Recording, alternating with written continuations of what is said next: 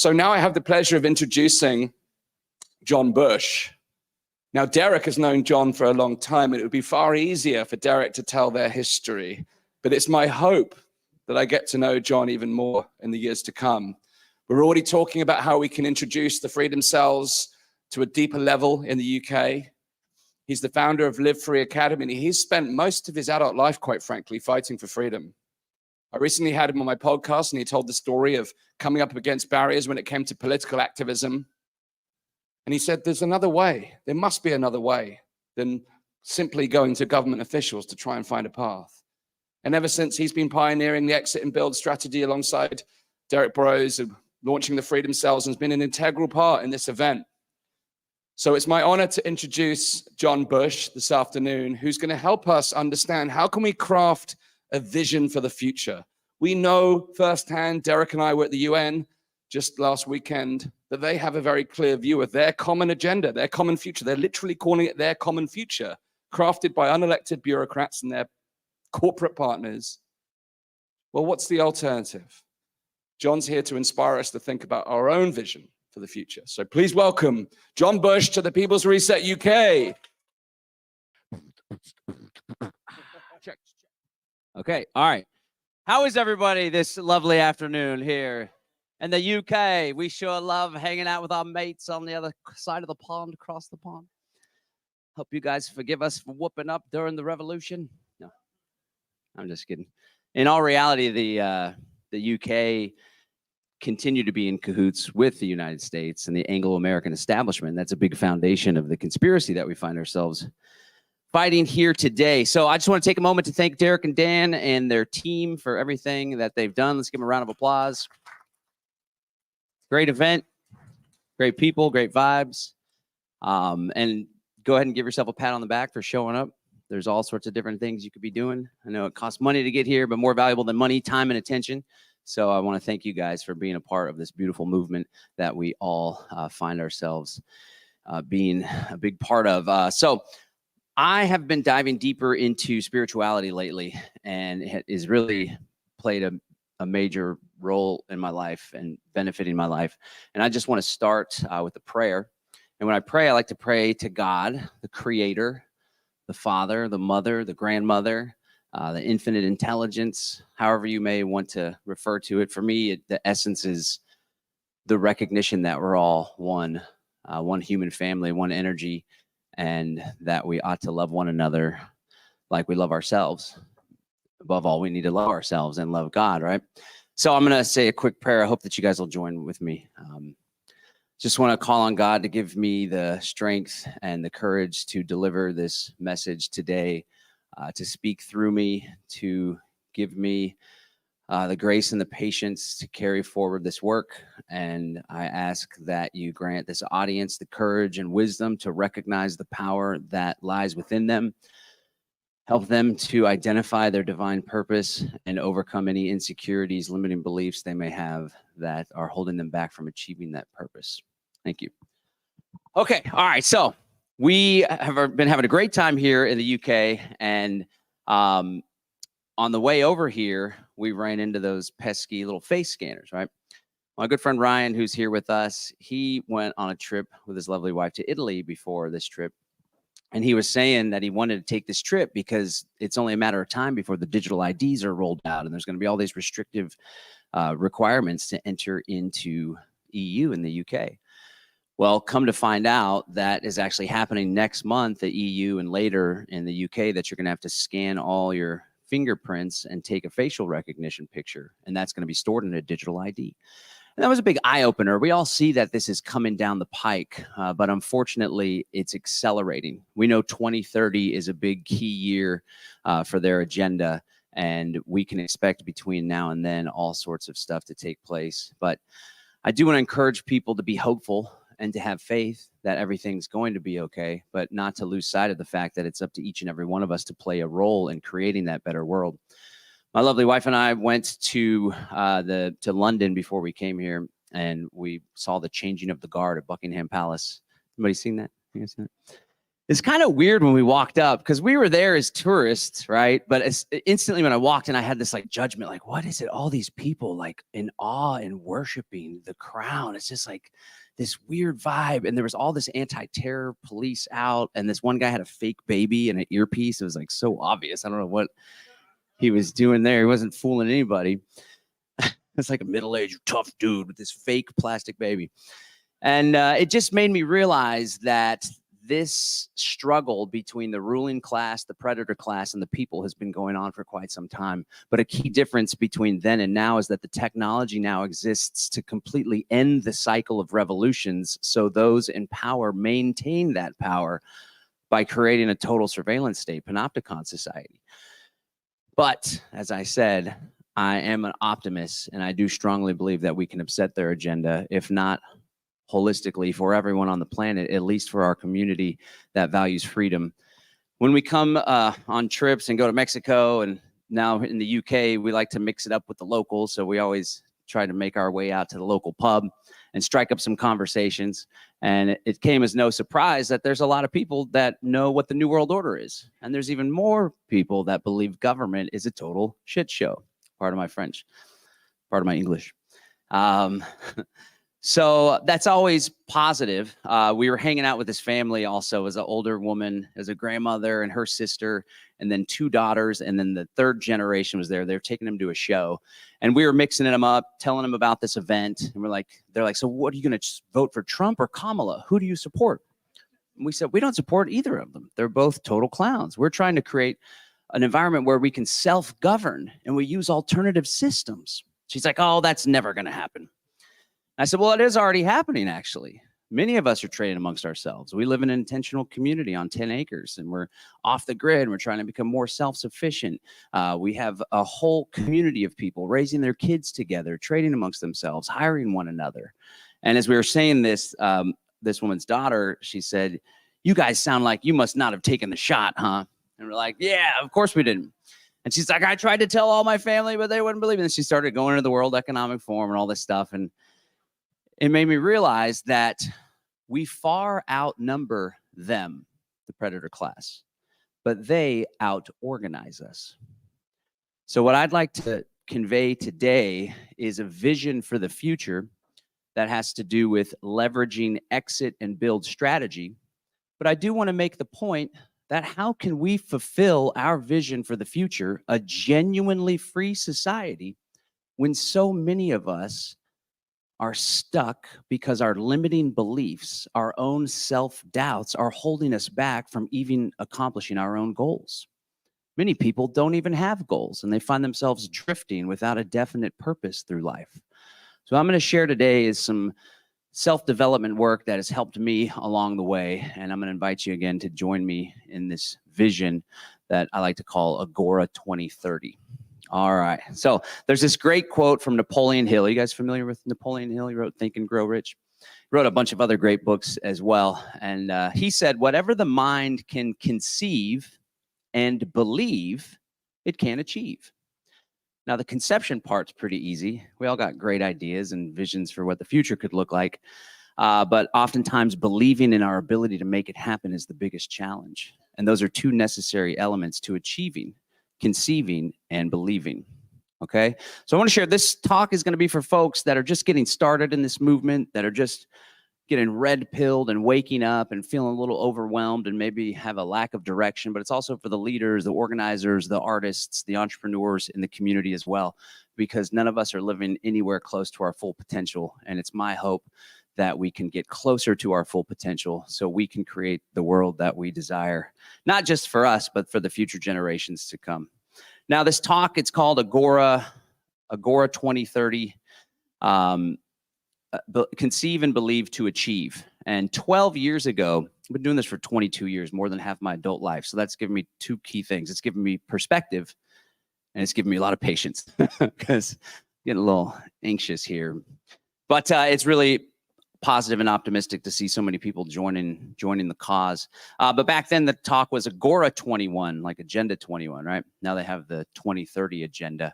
Thankfully, they had to kick the can down the road. They're not fulfilling their goals either because the people are just upsetting them, and it's taking a little longer than they expect. Back then, my goal with that talk was to help push people away from politics and believing that someone else is going to save the day for us and help them to understand the revolutionary strategy of agorism.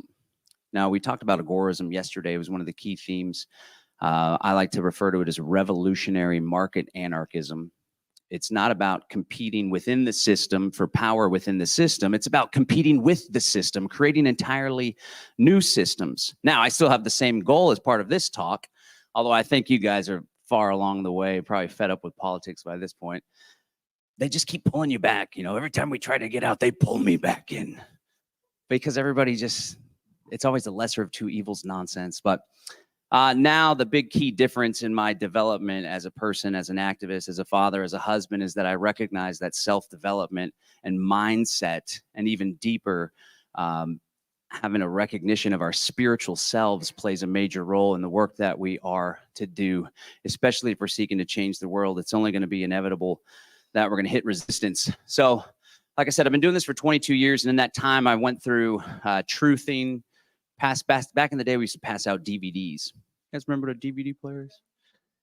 We used to have like a 10-stack DVD player, and we pass out 9/11 Truth DVDs. That's when I woke up in 2002. I caught a Alex Jones documentary called 9/11 Road to Tyranny. I got the documents right here.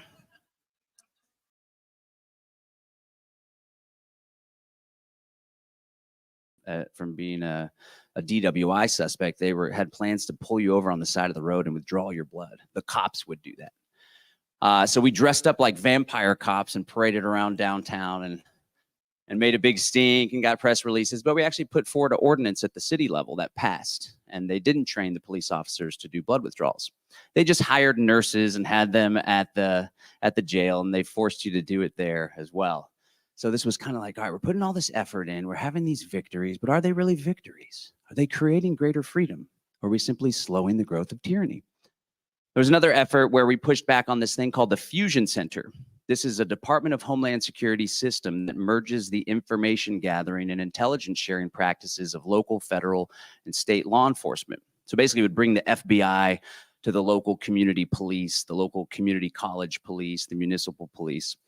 And they were, of course, tracking protesters, right? So we started pushing back on them. We got a bill passed at the state level, and we had another ordinance passed at the city level that would have required privacy policies for these institutions so that they couldn't collect information of a political, religious, or social view. We're like, yeah, a victory, let's go. So much effort, so much energy, so much time, so much attention. Come to find out, several years later, there was a leak. It was like a hack from Anonymous, and they hacked the Austin Fusion Center, and my name and Derek Brose's name were in their database for organizing a Freedom Cell meetup. Now, mind you, the Facebook post was like, what would happen if instead of sitting by when police are abusing people, we went and tackled the police officer? We're exploring these questions if we should be passive or whatever. It's pretty provocative, but nonetheless, it's protected speech. And obviously it shouldn't put us in a threat liaison officer, shouldn't put us in a database. Anyway, I came to realize that at the end of the day, politics is simply banging your head against the wall. Are you guys vibing on that? So I started to explore alternatives, and I came to the realization that if we want to create freedom, it's up to each and every one of us to take responsibility for creating that freedom into our own hands. Does that sound like a good idea? Y'all resonating with that? So we started exploring alternative institutions, homesteading, trading in alternative currencies. This was back before I learned about Bitcoin and cryptocurrency. So we're encouraging local farmers market vendors to accept silver dimes. In the States, pre-1964, it was 90% silver. Later learned about Bitcoin, which was great. And then Monero, which is the extension of Bitcoin, the true vision that we're all going for. And it was in 2015 that I came up with this idea for the Freedom Cell Network. So it's like, well, there's so many of us, and we all recognize the values of liberty and the idea that we should live with voluntary relationships. But so many of us aren't living free. What's missing? And that's when I came to the conclusion that we have to have strength in numbers. We have to unite, we have to connect, and we have to get organized. And that was the birth of this Freedom Cell Network idea. Started a company more recently called Live Free Academy. We help people create greater freedom through courses, events, webinars, workshops, all sorts of good stuff. More recently, my wife and I bought a 10-acre homestead in Central Texas, and we built an intentional community. There's 8 adults that live there, 5 kids, maybe 12 chickens. We just hatched some more, 7 ducks, 5 dogs, 4 dogs, too many dogs. There are too many damn dogs. But it's great and it's very fulfilling. And oftentimes when it seems like there's chaos in the world and everything's about to come crashing down, I take hope and solace in the fact that we have this community, not just the community that lives at our ranch, but there's a huge Central Texas community and the hundreds of people that get together regularly to support one another. So we've been doing this work. We've been educating people. We've been growing the Freedom Cell Network, hosting great events, bringing people together. And we have a huge ambition now. It's our aim to create a 100+ acre intentional community in the private realm, meaning the property will be stewarded by a non-statutory trust. It'll be organized and governed by a private membership association, and we'll be starting a fellowship called Freedom Family Fellowship, which will have a 508c1a designation that's in the tax code. That'll be an income tax exception. It's not an exemption that you have to get approved from, it's an exception. By becoming a church, you're not required. In fact, it would be unlawful for us to pay income taxes. So this is a big project that we're embarking upon. But as we move closer to this project, I start to feel this resistance because as a person, I need to do more growth in order for this to be a success. Our team has to do more growth. So what I want to convey to folks is, somebody said it the other day, I think it was Derek, that we all need to become the best versions of ourselves if we are to change the world, if we are to leave a legacy of liberty for the future generations. So I'm going to talk a bit more about exit and build strategy, but I also want to lean into mindset and helping people to identify their definite purpose. All right, so we know the vision of the enemies, right? Can people shout out, what's a part of the vision of the Great Reset, the Pact for the Future? What are the elements of it? Let me hear. Control, depopulation, technocracy, centralization. What was that? Consumerism, global government. All right, all terrible things we want to have nothing to do with, right? That's what their vision is. It's been their vision for quite some time. But like I said, the technology now exists to make this vision a reality. Back in the day, it was just a speculative thing they were all hoping for, sitting around at their little circle jerk round tables. Pardon my French, my English. Essentially what they're going for is a top-down hierarchical surveillance panopticon society where after generations, people are socially engineered to no longer really understand the concept of freedom and to most definitely be too terrified to even talk about it, contemplate it, or host an event like this. There's 4 key pieces of technology that will usher in this technocratic agenda. I call them the 4 horsemen of the technocratic apocalypse. Digital ID, central bank digital currencies, social credit score, and the vaccine passport. Now, the vaccine passport, the vaccine checks were just the first iteration or implementation of a technology that aims to control our very movement. 15-minute cities are also a picture of this. The idea is to keep people locked down in specific zones, not allow people to travel because the carbon output for that time frame is exceeded the allotment. That's what these vaccine passports will transform into as well. MyPass is a project that the World Economic Forum is working on. This agenda's been at play for quite some time. You could trace it back, this conspiracy, to the Milner Group and the Roundtable groups and the Royal Institute of International Affairs and their counterpart, the Council on Foreign Relations. They're getting together, and the big challenge is they're thinking generationally.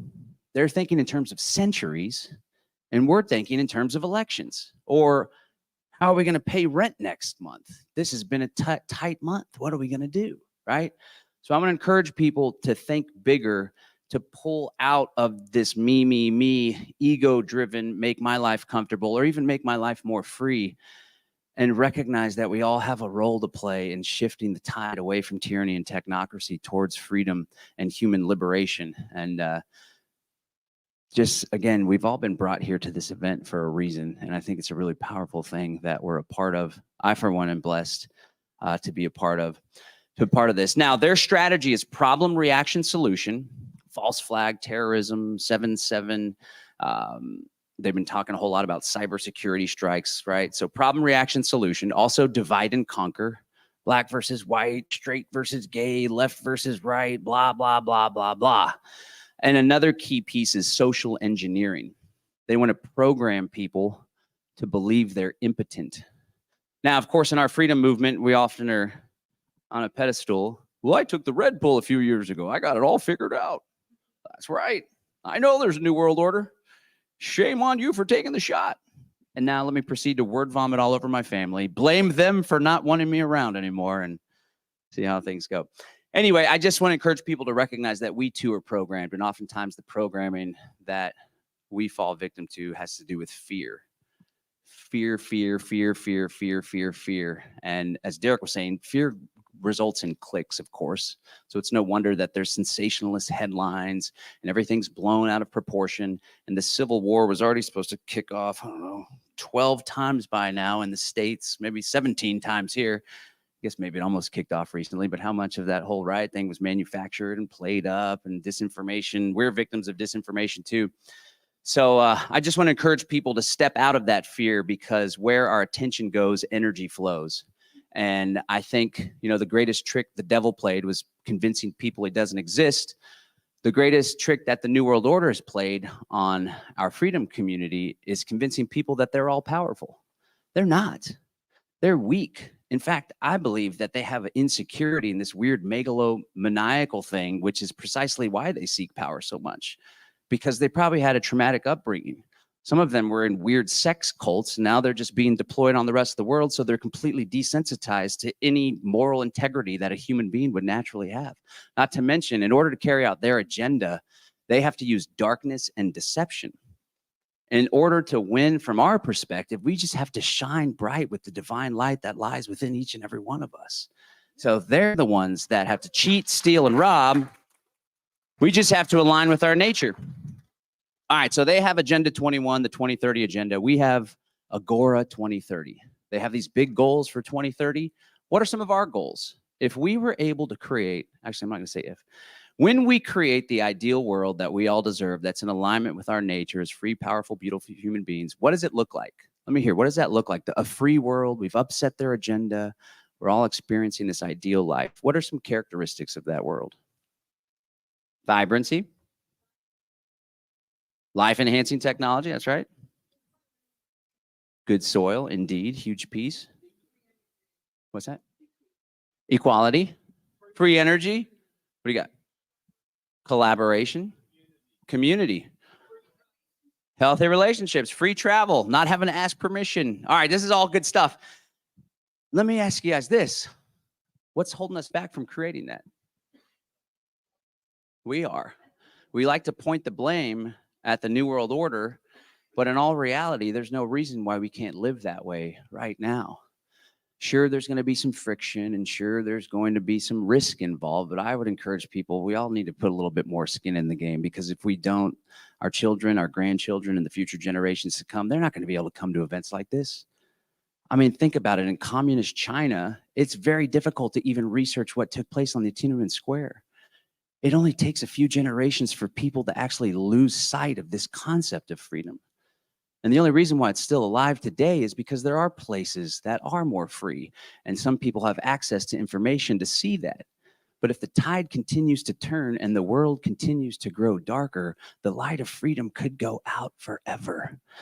So rather than being a victim, we were born today, it's so hard, the lockdown, the taxes, the tyranny, I choose to be grateful to be alive during this time, because we get to play a role in the animating contest for freedom. And as the last speakers were saying, it's not a choice, it's a duty. If you have the knowledge in your head of what's taking place and what's going on, you have a duty to act upon it and do so in a selfless way.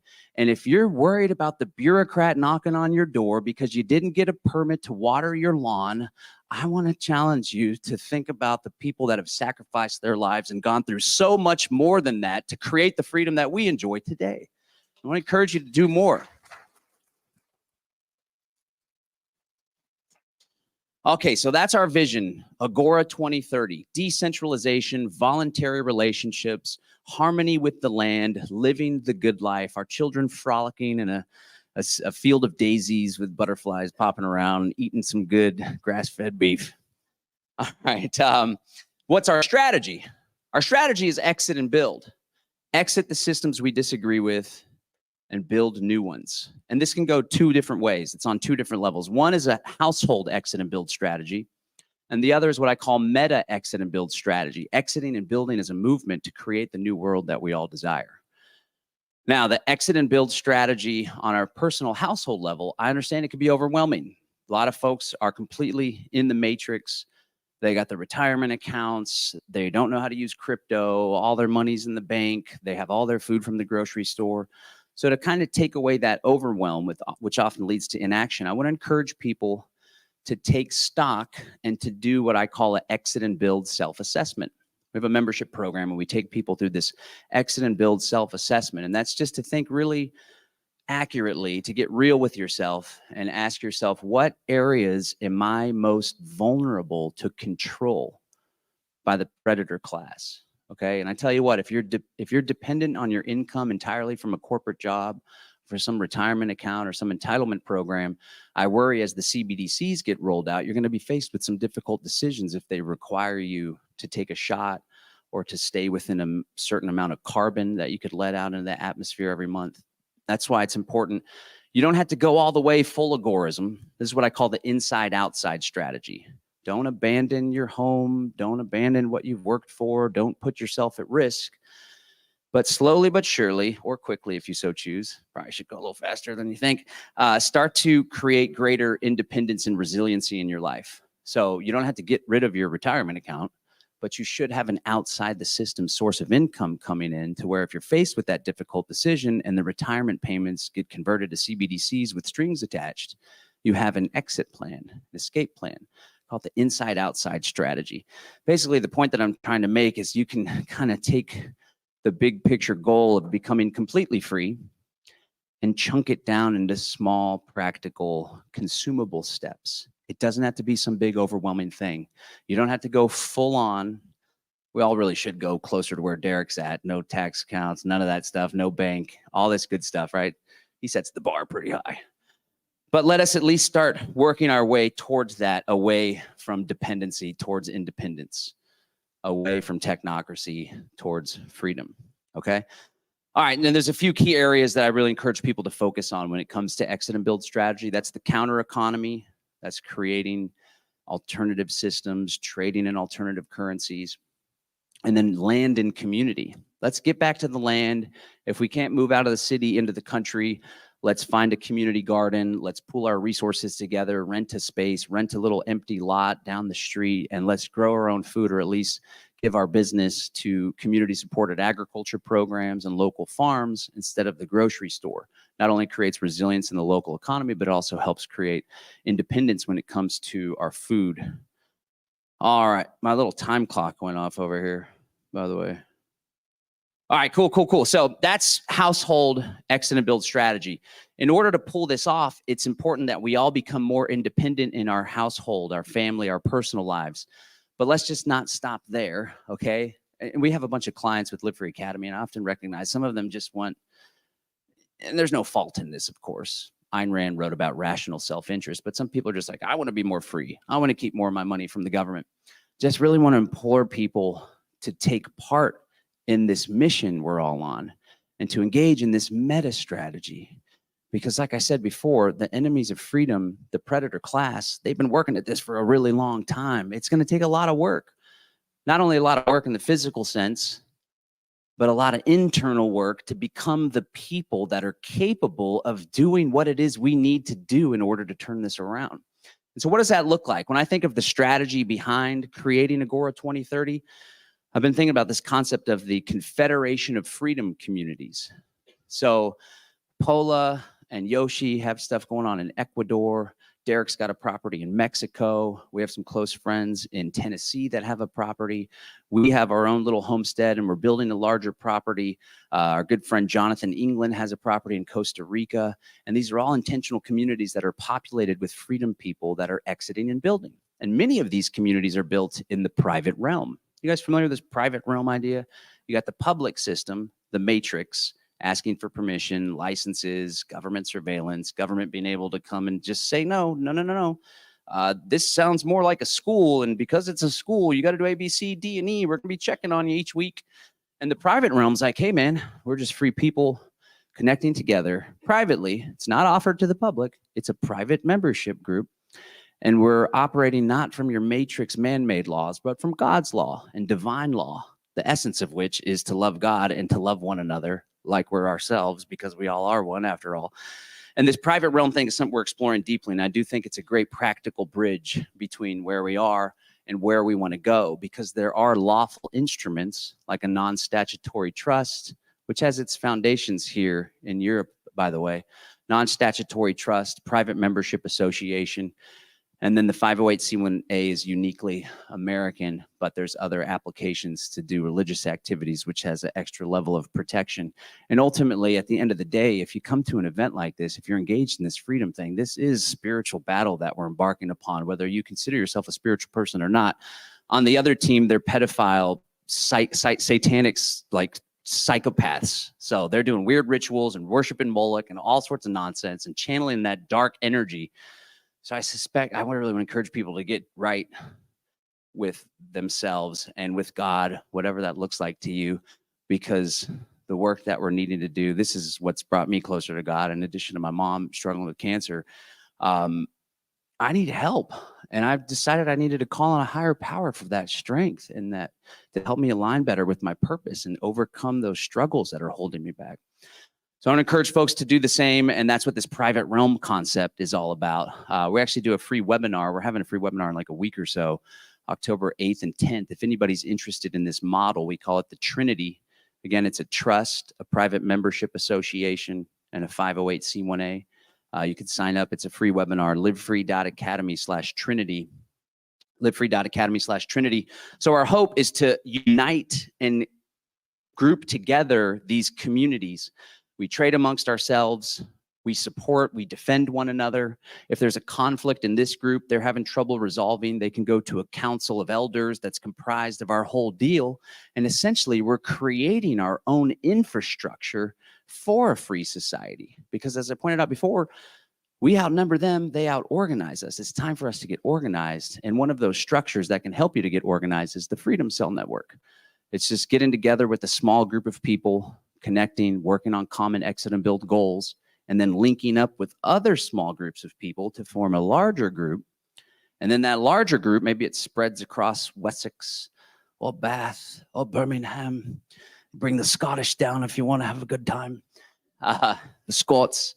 But each one of those is a larger group, and they form into one bigger group. And the beauty of this model is that you can scale an organization, but do so while never taking on an air of hierarchy. You always remain you always remain horizontal in nature. So you never have hierarchy, which can lead to corruption, which can lead to leaders taking power and hurting people. You can always disassociate, decouple. It's a very resilient method of organizing. All right, that's the vision, that's the strategy, but there's a challenge, right?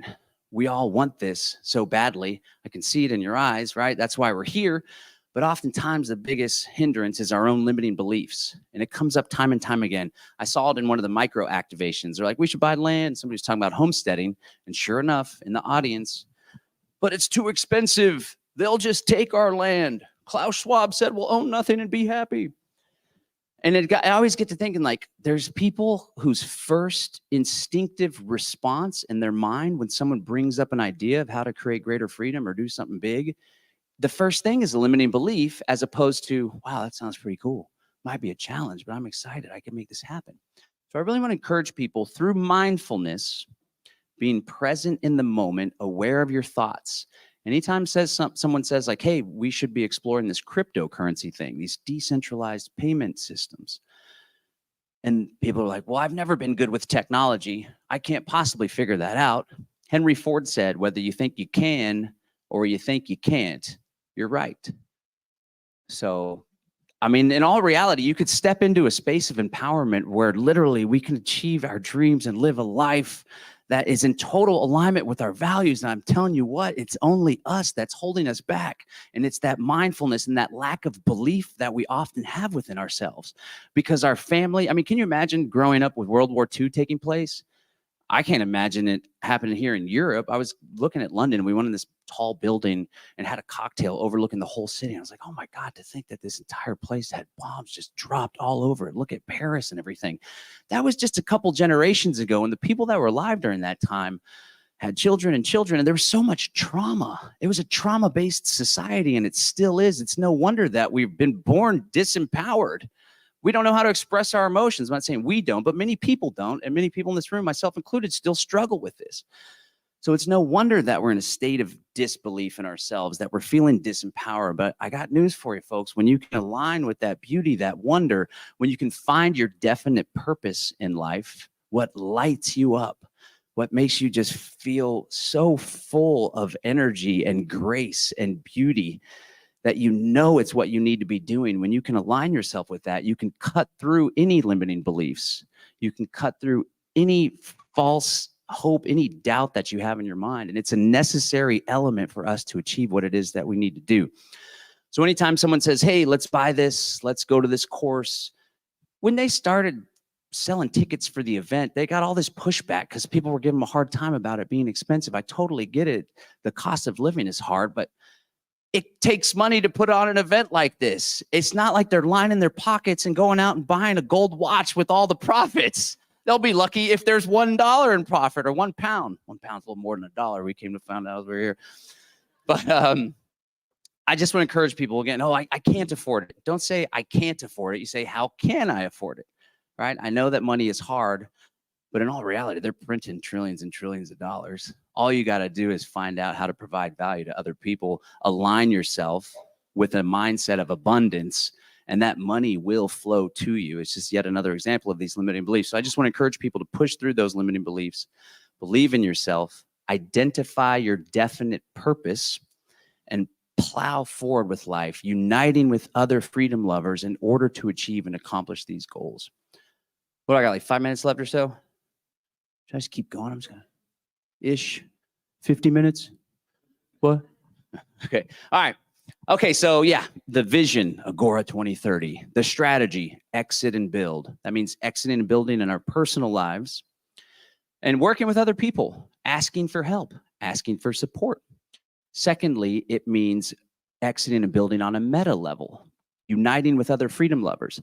Now, I was going to do an event in London, and I was like, we should do an event. We should do like a meetup. Let's go look on the Freedom Cell network and see if there's any UK groups. And much to my dismay, there wasn't a single one. There is. Well, then let's get you guys on the Telegram directory. If you want to hang out with me, we'll make sure that it's findable. So I took the liberty to make one for the whole UK area. If there already is one, we can just link them up or whatever. But if you guys have your phone, you could scan this, and this will take you to the Freedom Cells Telegram group for the UK. The idea is to have a group for the entire United Kingdom, the whole thing, but not Ireland, right? I'm just kidding. The entire British Isles. I love the history over here. You guys are like warring with each other, but then we're hanging out at the pub and having a jolly good time. It's all good, but there is a sweet spirit of independence that's still alive in spite of the growth of all that tyranny. It's up to you guys to channel that independence and to have victories and to let that momentum build. So this will be the Freedom Cells UK meta group. So that's the entire UK, the entire British Isles. And then within that group, you guys can link up and be like, oh, we're here in Oxford and we're in Birmingham. And I don't know how many boroughs there needs to be in London because it's a gigantic megacity, but you form smaller groups from there. Okay, guys? All right, so we got the vision, we got the strategy, we're working together on a bigger strategy, connecting with our friends in the UK and Ecuador and Mexico and Texas. There was actually Freedom Cell groups in North Korea. We saw them on the map and they listed a directory. And then a few days later, it disappeared. And I was like, what's up with that? No, I'm just kidding. There never was. Maybe someday. Anyway, all right, so, and then we need to get right with ourselves through mindfulness. We can learn to control our thoughts because oftentimes people are their own worst enemy.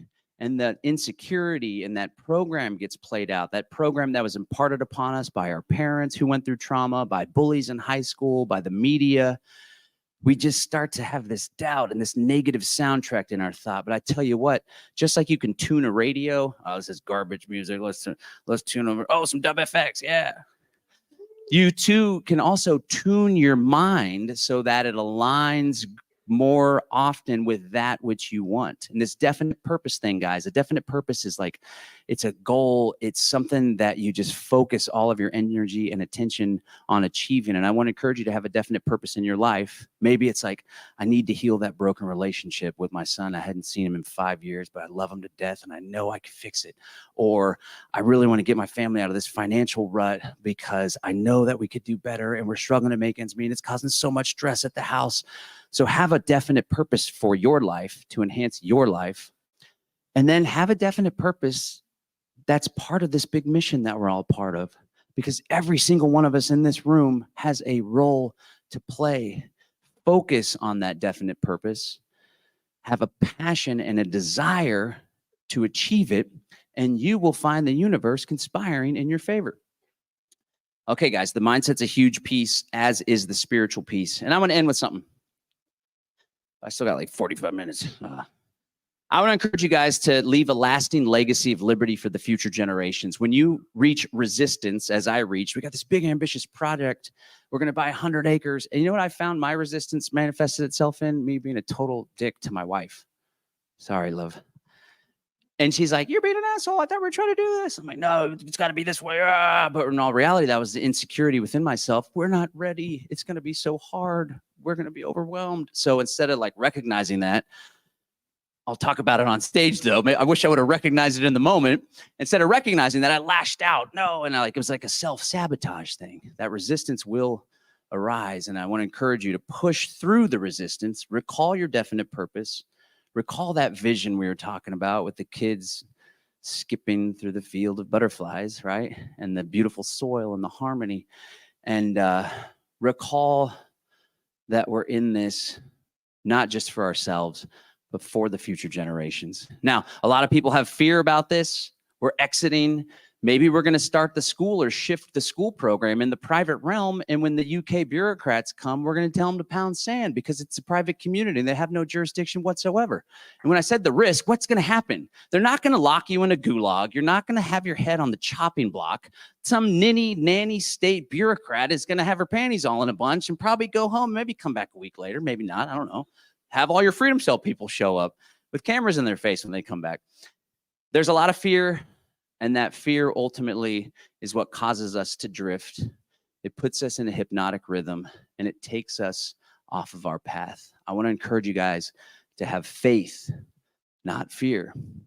When it comes to getting out of the country, when it comes to the Great Reset, if we all opt out, because I have a good belief that a huge number of the world population, they're already going along with the agenda, but not for us. What are they going to do when we just disobey? When we refuse to put the fire out at the voluntary bonfire? Where's David Rodriguez? Is he in here? Love that guy, David Rodriguez. This is actually written about in one of the World Economic Forum's own documents. It was an article titled, "Welcome to 2030. I own nothing, have no privacy, and life has never been better." It says, once in a while, I get annoyed about the fact I have no real privacy. Nowhere I can go and not be registered. I know that somewhere everything I do, think, and dream of is recorded. I just hope that nobody will use it against me. Who's their marketing director for that one? And then this is what it says. And when I read this, I'm like, that's us. My biggest concern is all the people who do not live in our city, those we lost along the way. Those who decided it just became too much, all this technology. Those who felt obsolete and useless when robots and AI took over big parts of our jobs. They live different lives outside of the city. They got upset with the political system and turned against it. Some have formed little self-supplying communities. Others just stayed in the empty and abandoned houses in small 19th century villages. That sounds quite nice, if I may say so myself. All right, friends, I want to invite you, if you're already here, you're already part of it, but I want to invite you to double down on your commitment take part in this movement to leave a legacy of liberty for the future generations. Recognize there's strength in unity, there's strength in truth, and there's strength in numbers. We have all those on our side. We just have to recognize that divine power that lies within each and every one of us, take the right strategy towards creating our dream world, and I promise you, my friends, we will achieve liberty in our lifetime. Thank you.